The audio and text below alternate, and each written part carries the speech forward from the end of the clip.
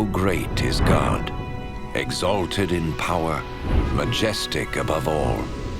The heavens tell of his greatness. The skies display his awesome craftsmanship.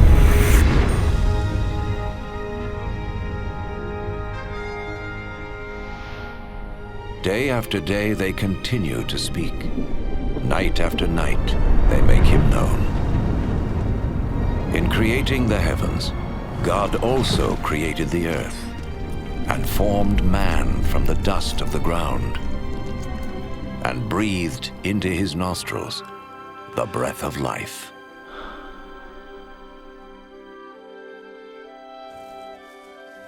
The God of love created man and woman in his own image to have a relationship with him. And so in the beginning, they revered and honored God and lived in harmony with him.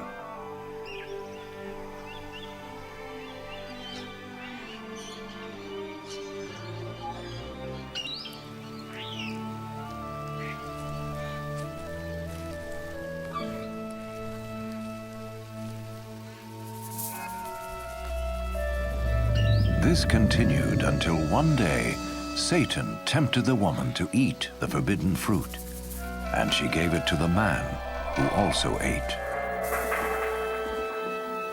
In so doing, mankind rebelled against God and went their own way.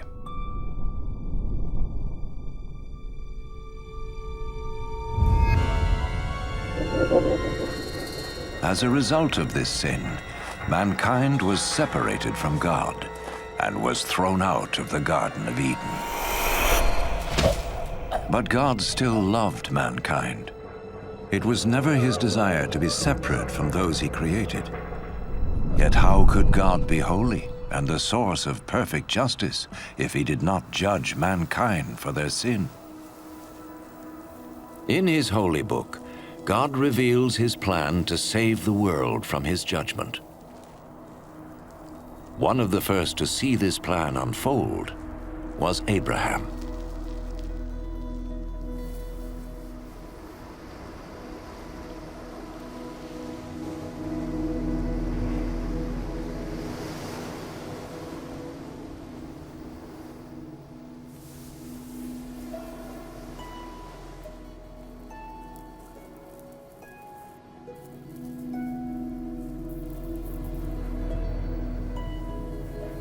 Abraham was a righteous man, whom God promised to bless and make his descendants as numerous as the sand of the sea and the stars of the sky.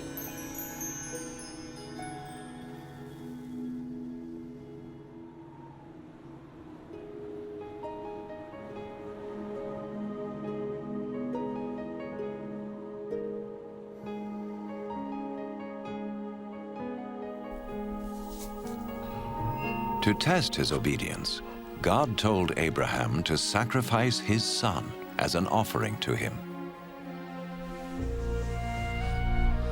Abraham trusted God and sought to obey him.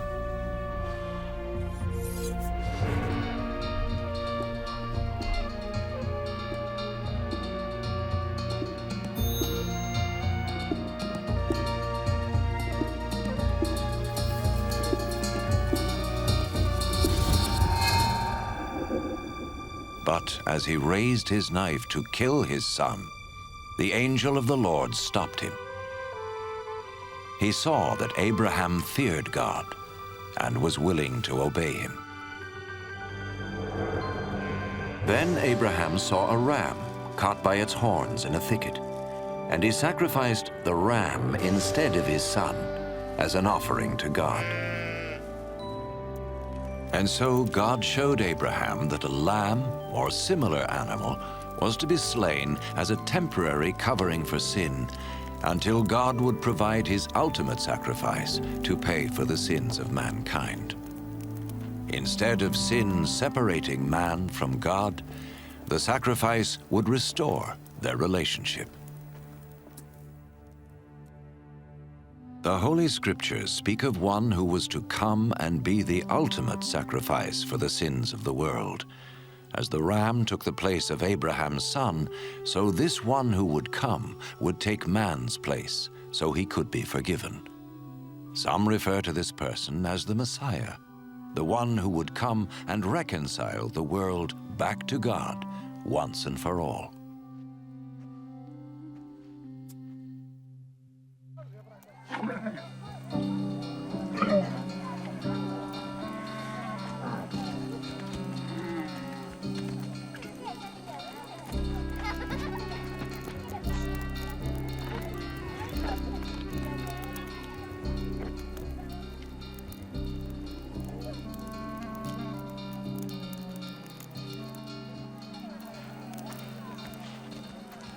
The prophets predicted many things in detail about the Messiah, hundreds of years before he appeared. The prophet Isaiah foretold that his birth was to be a miraculous one. A virgin would conceive a child who was to be called the Son of God.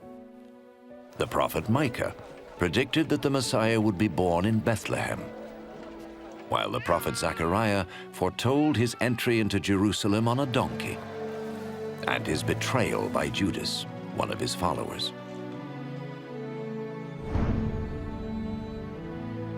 Isaiah prophesied what the Messiah would do when he came.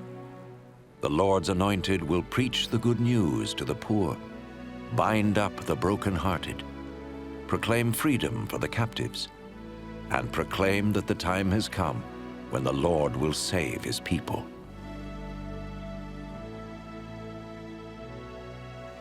So who was the Messiah? In the first century, a prophet came called Jesus. Some thought he was the one the prophet spoke about. Could this be? Did his life fulfill what was predicted of him? Was Jesus more than a prophet? What follows is his story, based on eyewitness accounts as recorded in the Holy Scriptures. An actor plays the part of Jesus, and though no actor is worthy of such a role, it has been done so that we may understand and benefit from the life of Jesus.